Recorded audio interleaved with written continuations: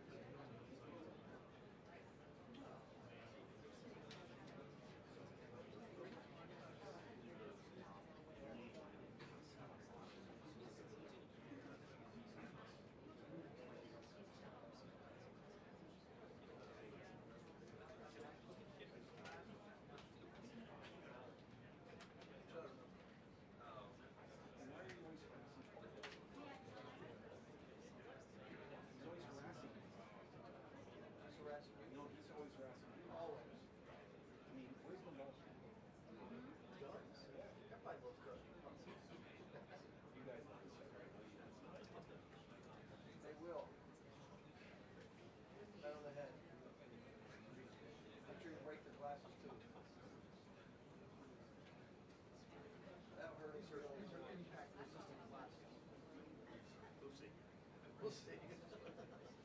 Test that theory.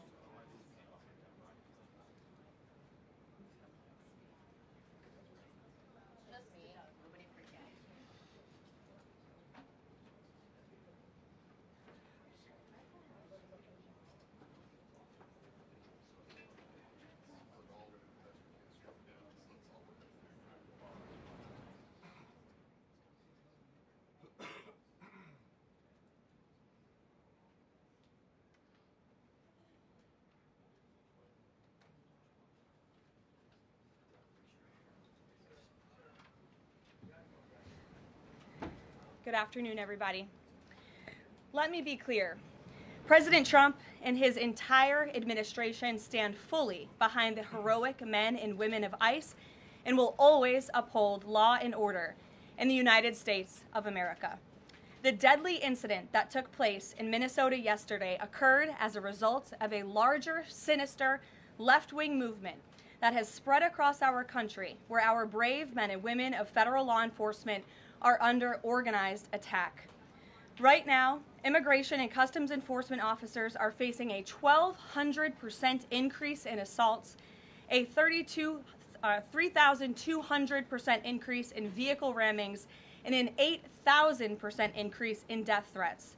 ICE agents are faithfully enforcing federal law to protect the safety of the American people by removing criminal illegal aliens from our country, which is exactly what nearly 80 million Americans elected President Trump and Vice President J.D. Vance to do. Radicals in the Democrat Party are furious over this. They don't want our border secured or criminal illegal aliens being removed. As a result, Democrats are impeding immigration enforcement operations daily, creating extremely heightened and dangerous circumstances that make it nearly impossible for the men and women of law enforcement to simply do their jobs. Democrats are calling to defund federal law enforcement agencies who are protecting public safety. And Democrats are calling to abolish ICE and defund the police. That will never be allowed to happen under this president and vice president. The Trump administration will redouble our efforts to get the worst of the worst, criminal illegal alien killers, rapists, and pedophiles off of American streets. The Department of Homeland Security will continue to operate on the ground in Minnesota, not only to remove criminal illegal aliens, but also to continue conducting door-to-door investigations of the rampant fraud that has taken place in the state under the failed and corrupt leadership of Democrat Governor Tim Walz. Taxpayers have been ripped off to the tune of billions of dollars in this one state alone, and that is going to end, and people are going to be held accountable. The Trump administration has activated thousands of federal agents, doubled the number of U.S. attorneys in the DOJ office in Minneapolis, and surged resources to hold fraudsters accountable and demand justice for law-abiding American taxpayers and citizens across our country. And that's what brings the Vice President out here with me today to discuss all the Trump administration is doing and to make an additional important announcement on this front. So please, Mr. Vice President, will be joining us now.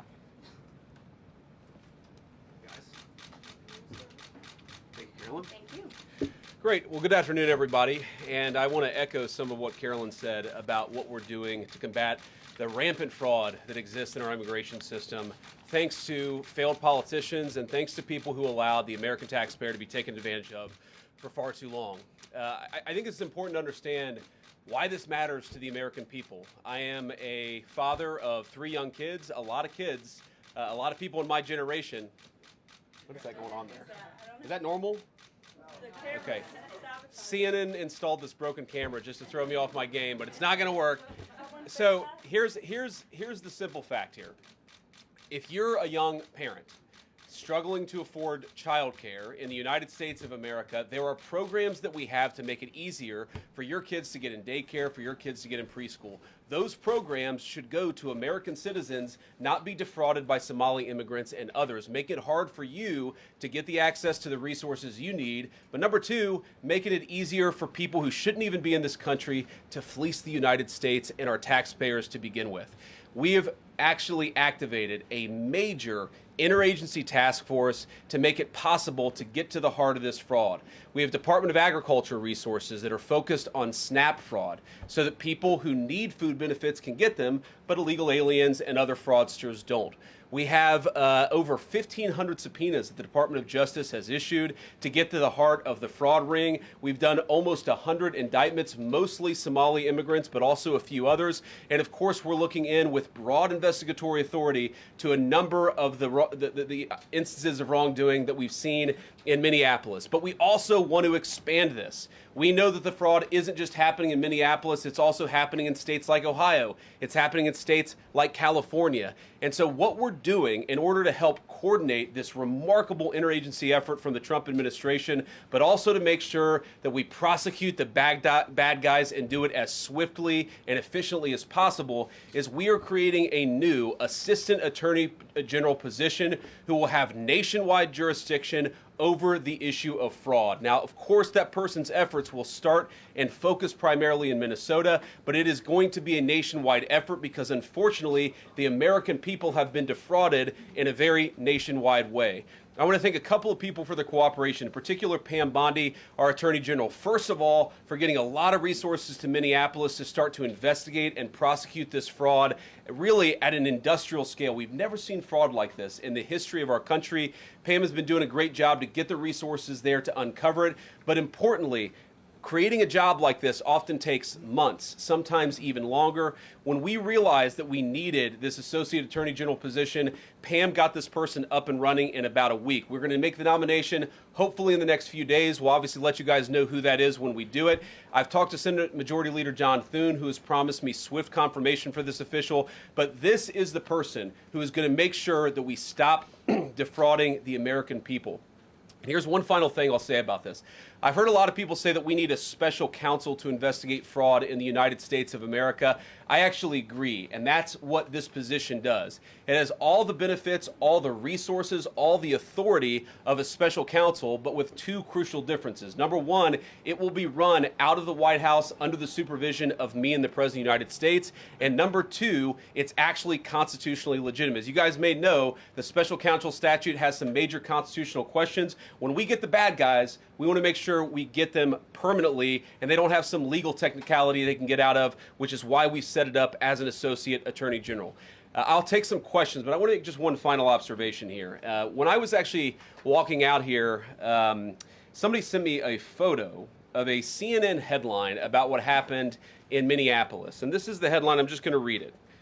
Outrage after ICE officer kills U.S. citizen in Minneapolis. Well, that's one way to put it, and that is the way that many people in the corporate media have put this attack over the last 24 hours. And I say attack very, very intentionally, because this was an attack on federal law enforcement. This was an attack on law and order. This was an attack on the American people. The way that the media, by and large, has reported this story has been an absolute disgrace, and it puts our law enforcement officers at risk every single day. What that headline leaves out is the fact that that very ICE officer nearly had his life ended, dragged by a car 6 months ago, 33 stitches in his leg. So you think maybe he's a little bit sensitive about somebody ramming him with an automobile? What that headline leaves out is that that woman was there to interfere with a legitimate law enforcement operation in the United States of America. What that headline leaves out is that that woman is part of a broader left-wing network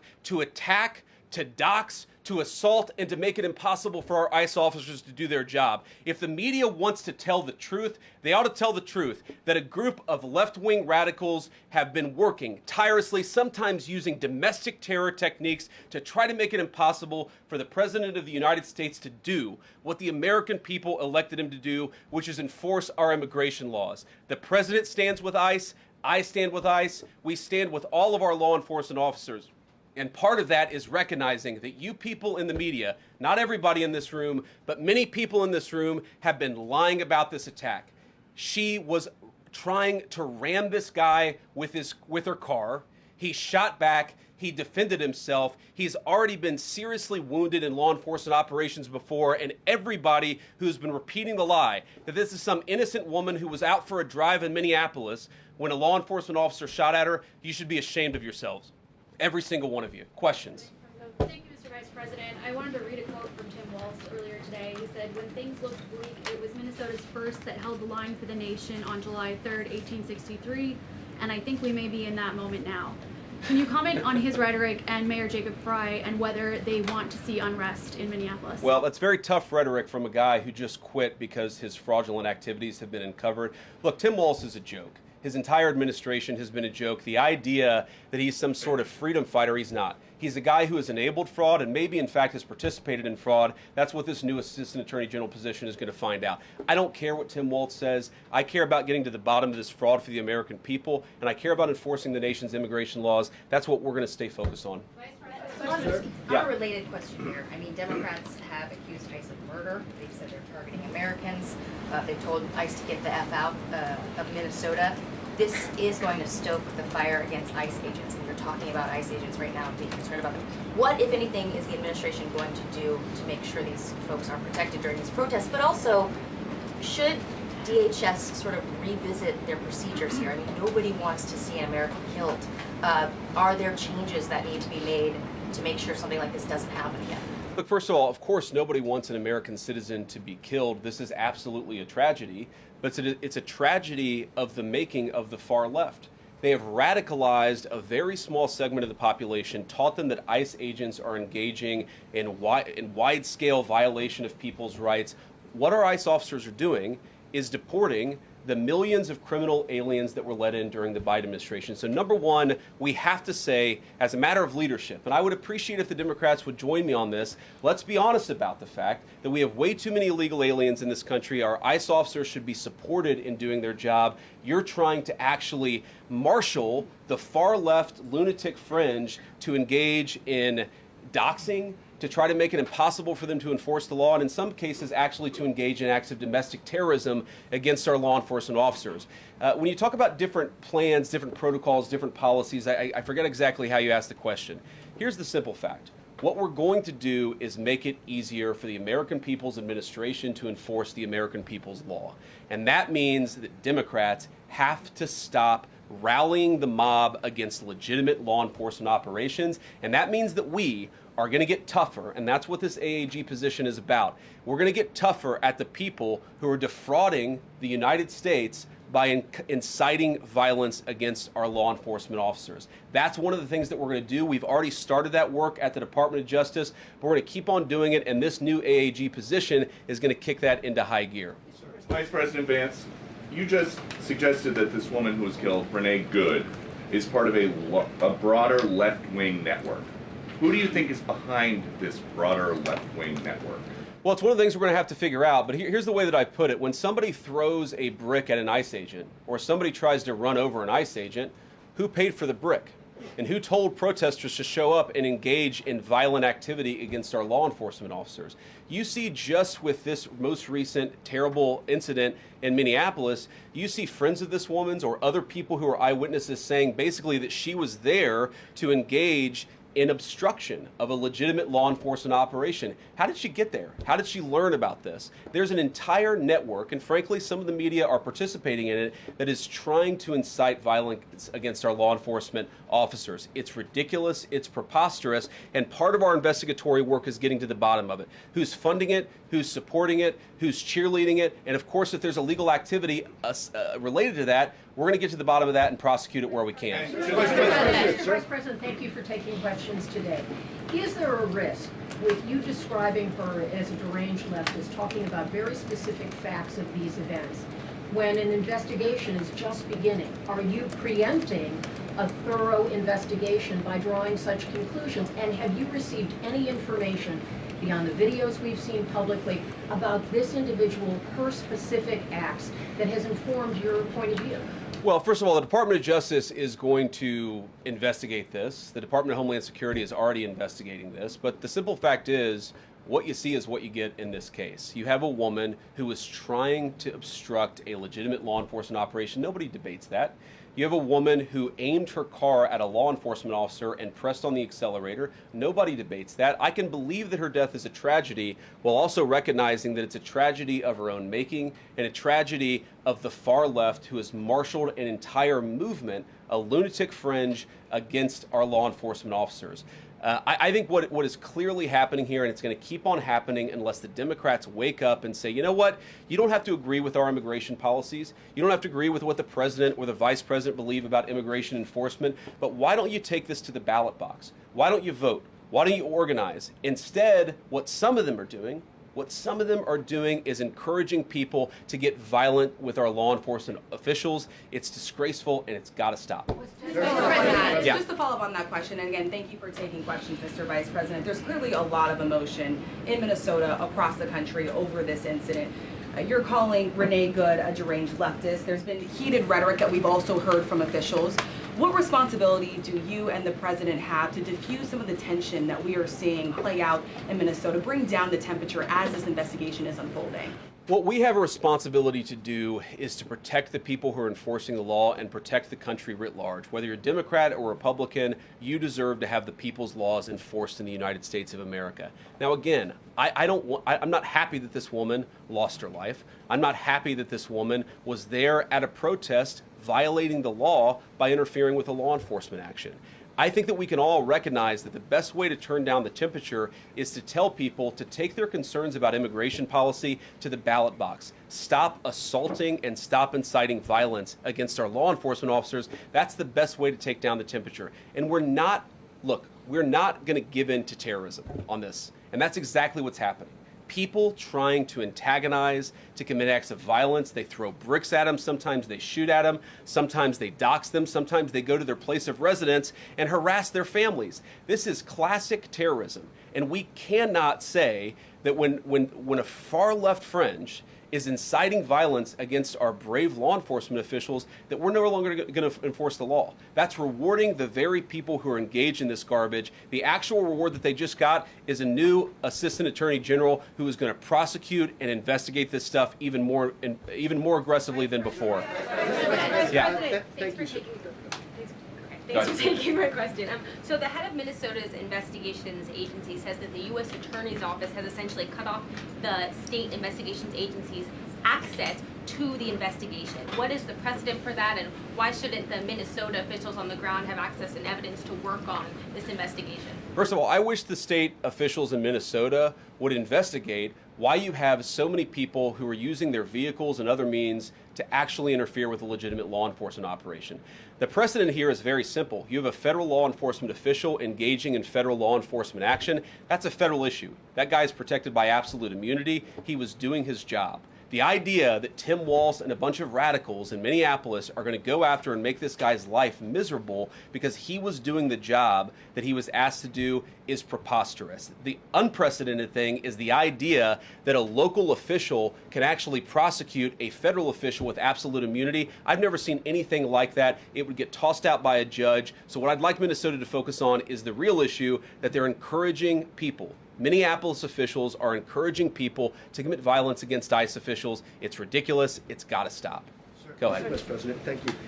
You said earlier that there's a left-wing network to attack, to dox, to assault, and make it impossible for ICE officers to do their job. You told my colleague just now that there's an investigation going on into that network. Yep. So if everything that you say is true, how does being part of that network justify being shot? Well, being part of the network doesn't justify being shot, but ramming an ICE officer with your car, that's what justifies being shot. It's not a good thing, by the way, but when you force somebody to engage in self-defense, it's almost a preposterous question. I'm not saying that funding some of this stuff justifies capital punishment. Nobody would suggest that. The reason this woman is dead is because she tried to ram somebody with her car and that guy acted in self-defense.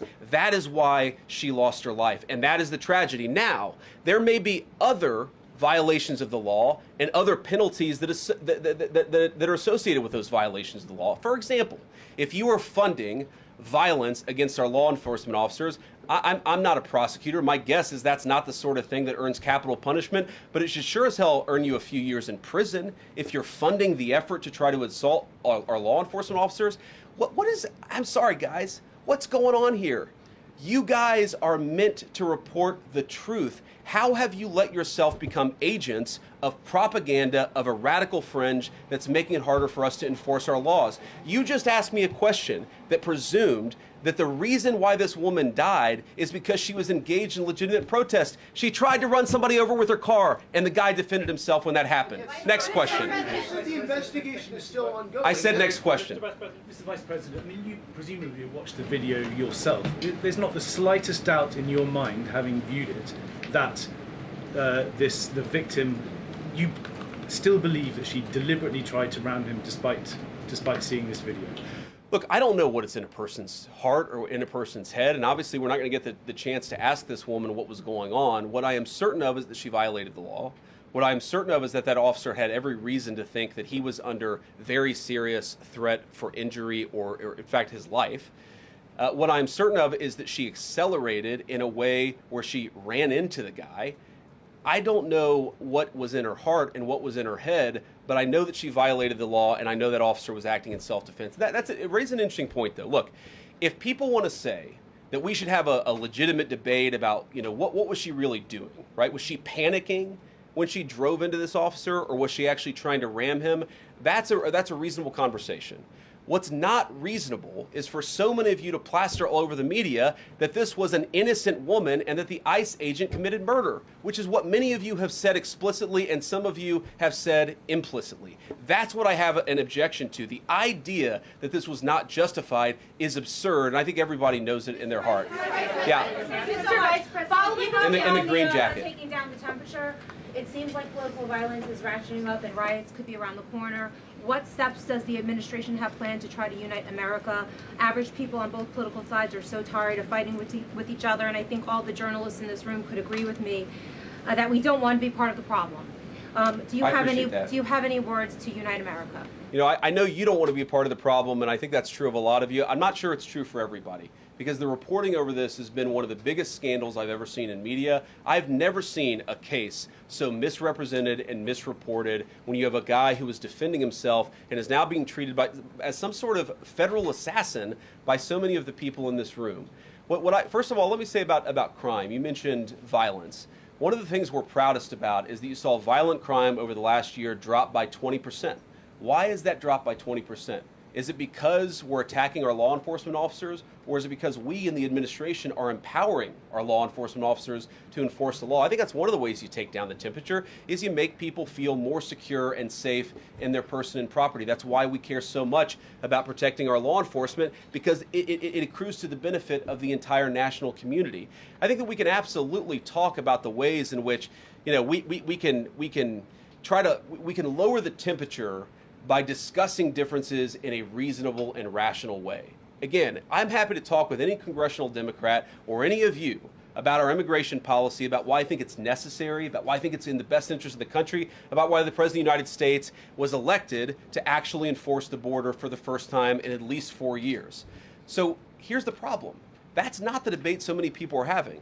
They are actively covering for people who are committing acts of violence against federal law enforcement. It is preposterous. The way to take down the temperature is to stop it. Have your debates about policy. Attack me. Attack the President of the United States. Don't attack our law enforcement officers. They are trying to do the job the American people demanded that they do. They are not policy actors. They are enforcing the law. They should be treated with a modicum of dignity and respect. And the fact that they're not is why incidents like yesterday happened. The one final point I'll make about this is, look, there's a part of me that feels very, very sad for this woman, not just because she lost her life, but because I think she is a victim of left-wing ideology. What young mother shows up and decides they're going to throw their car in front of ICE officers who are enforcing legitimate law? You've got to be a little brainwashed to get to that point to where you're willing, not just to protest, that's fine, not peacefully protest, but throw your vehicle in front of legitimate law enforcement officers and drive your car into them. To get to that point, you have to be, I think, radicalized in a very, very sad way. I certainly wish that she hadn't got there. I know there's an ICE officer right now who very much wishes he was not put in the position where he had to fire a gun to defend his own life. Yeah. Thank you, Mr. Vice President. What's your message, following up on that, what's your message to the leaders in Minnesota, the governor of Minnesota, the mayor of Minneapolis, to calm down the situation on the ground, on the streets? What's your message also to those protesters who saw that video in a completely different way than you saw that video? Well, first of all, I think if you watch every angle of that video, there is one angle where if you squint, you can maybe tell yourself that it's not clear what happened. But when you look at all angles of that video, it is very clear that her vehicle went right for the guy. She actually collided with him, and then that's, of course, when he fired his shots. That's obvious, okay? So what I'd say to the protesters is, by all means, protest peacefully, but make this about ideas. Make this about disagreement with our policy. Don't use your protest as a justification or an encouragement for people to go and incite violence and participate in violence against our law enforcement officials. To the people on the ground in Minneapolis, meaning the local officials in Minneapolis from Tim Walz on down, I'd say, look, why can't you just disagree with a given piece of immigration policy without turning law enforcement into the enemy? And think about, for example, a criminal law. where a police officer goes and arrests somebody because they violated a criminal law. If you're mad about that, go and protest the politician who passed that law. Don't attack the police officer who's just doing their job. We had a wide open border under Joe Biden. I happen to think it's a good thing the President of the United States has closed it down. If you think that's a bad idea, criticize this administration for a policy decision. Don't attack our people for enforcing the law, because I guarantee you go to ICE, there are black people and white people, there are Democrats and Republicans, they are patriotic Americans who are trying to enforce the law. Attack me, lay off of our ICE agents. Yeah, in the blue, all the way, yeah. Yep, thank you, Mr. Vice President. You called on Tim Walz to resign. Can you lay out the case as to why he should step down? Well, look, I think Tim Walz should resign because it's very clear either that he knew about the fraud in Minneapolis, he knew about the welfare fraud, or at the very least he looked the other way. I mean, this is not this is not like Lex Luthor, right? This is not movie villain fraud. This is the lowest IQ possible fraud. This is, we're going to take kids, or sorry, we're going to take the absence of kids and set up a daycare center where there are no children, and we're going to call our early childhood education center the Quality Leering Center. By the way, if you can't spell learning, maybe you shouldn't be in early childhood education. But people got rich off of this. We know that there were schools who either had no enrollment or at least they overstated their enrollment. Tim Walz, either it was unbelievable incompetence or he was in on the fraud. That's one of the things we're going to get to the bottom of. Sir. Thank you, Mr. Vice President. Can you explain the difference between this Associate Attorney General and a special counsel? And do you envision this being a permanent position or having more of a limited scope? Well, it's going to be permanent until we get to the bottom of what's going on, so I think it's going to last for at least the remainder of the administration. What's different about it from a special counsel is, if you remember, the Jack Smith case where the special counsel was found unconstitutional, one of the big issues there is that that person was not an appointed person, completely aside from all the other issues that the person was a lunatic and that the case had no merit. There was a fundamental constitutional issue, which is that he had not been appointed by the president and he had not been confirmed by the United States Senate. An assistant attorney general, what that's going to allow us to do is appoint this person, have them confirmed by the Senate. That's one difference. The more substantive difference is that this person is going to be part of a very broad interagency White House that's being led from the President of the United States on down. And that's going to give him the resources, the access to material and information to make this person more effective. I think a lot of people have asked, how are you really going to get to the heart of the fraud? We've been asking ourselves that question for the past couple of months, and we think this is the critical piece at the Department of Justice to really ramp this fraud investigation into high gear.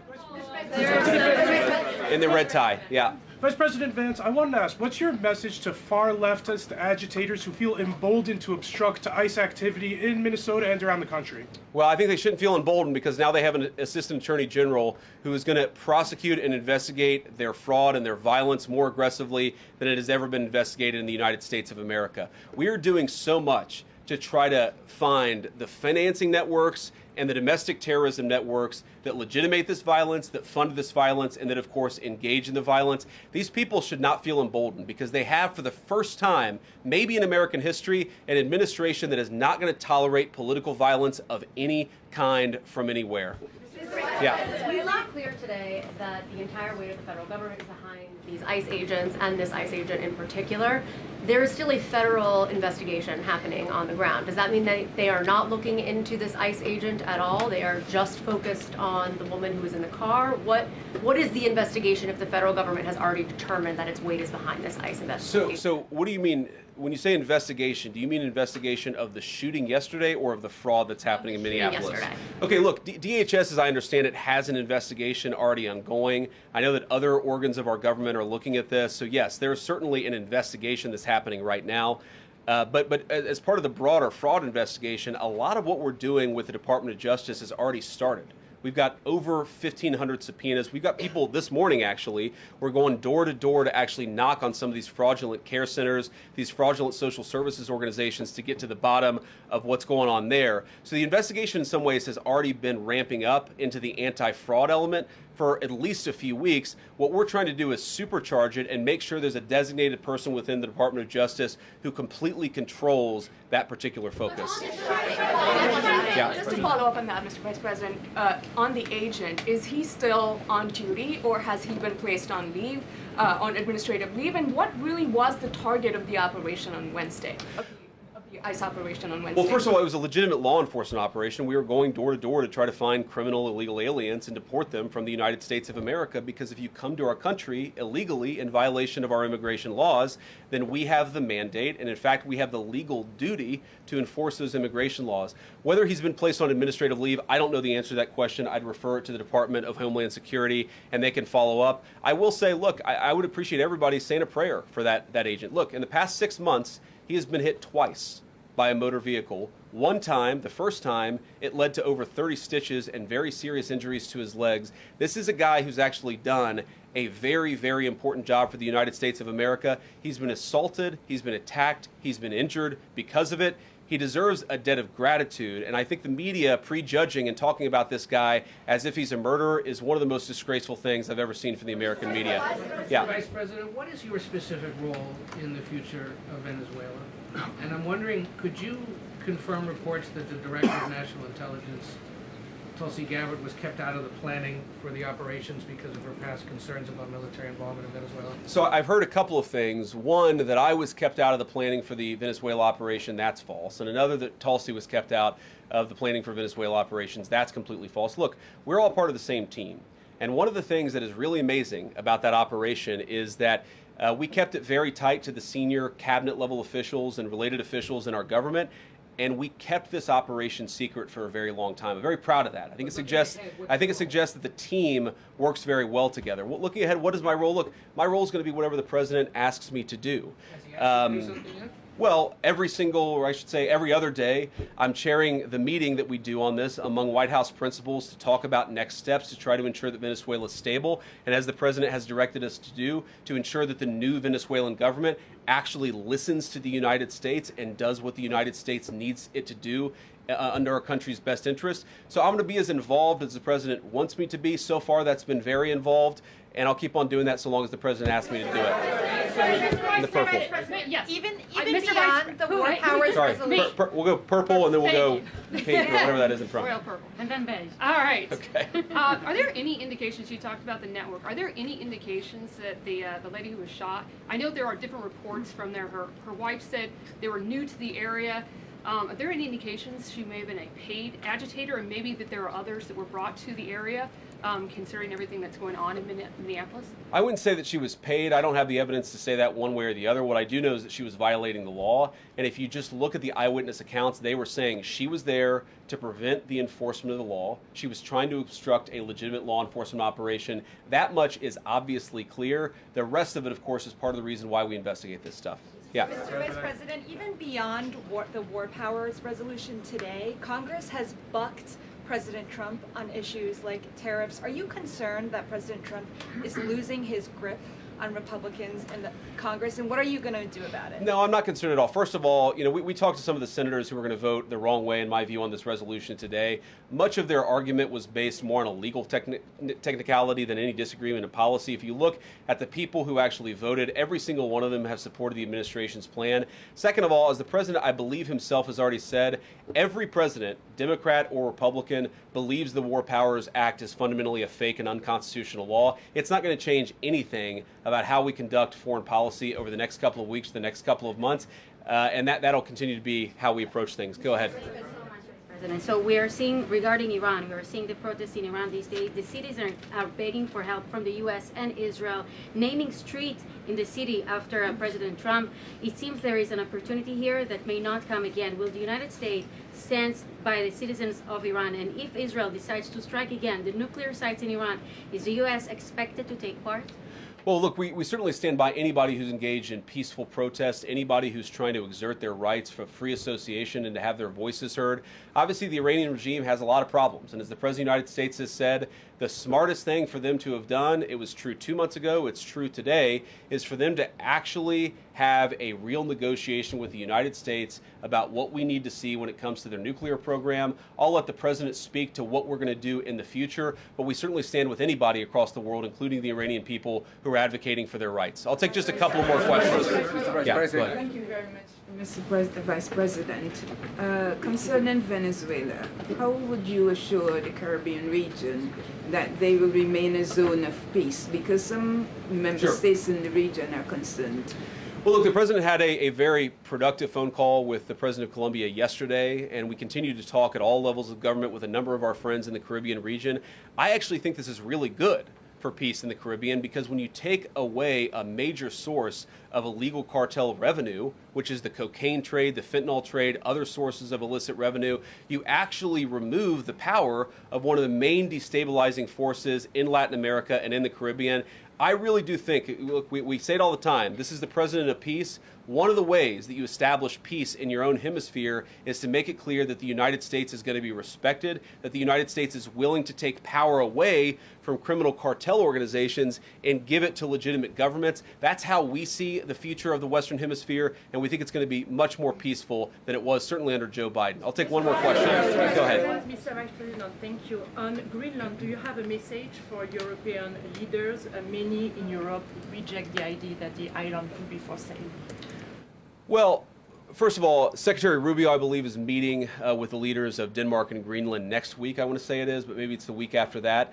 We'll continue to deliver some of these messages in private, some of them in public, but I guess my advice to European leaders and anybody else would be to take the President of the United States seriously. What has he said about Greenland? Set to the side the crazy overreactions that I've seen from the press and from certain people in Europe. What has the President said? Number one, Greenland is really important, not just to America's missile defense, but to the world's missile defense. Number two, we know that there are hostile adversaries that have shown a lot of interest in that particular territory, that particular slice of the world. So what we're asking our European friends to do is to take the security of that landmass more seriously, because if they're not, the United States is going to have to do something about it. What that is, I'll leave that to the President as we continue to engage in diplomacy with our European friends and everybody on this particular topic. And again, thank you all for listening. Thanks for taking questions. And I just ask you, look, this is politics, and often Republicans and get in arguments with the press about things, and I understand that.